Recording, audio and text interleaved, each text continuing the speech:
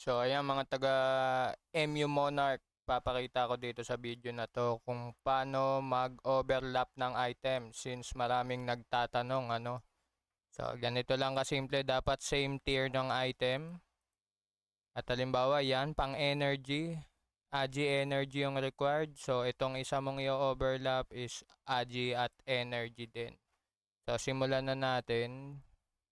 Same item, different options para sa madalit sabi ano, mas madaling maintindihan. Ito na. So same item, different option. So chance lang kukunin ko yung attack plus 2%. So dapat yun yung pumasok ano, hindi yung kill HP bonus. Pero random yan, so sugal yan. Same item, different option ha, lagi nyo tatandaan pag mag-overlap ng item. So ayun. So 100% pa siya pag ganitong tier pa. Pag mga tier 8 na, kailangan mo na gumamit nitong bato na kulay blue. Ito to. Ayan, Protector Lockstone. Kasi 50% chance na lang eh. So tingnan natin yung resulta ng overlap item.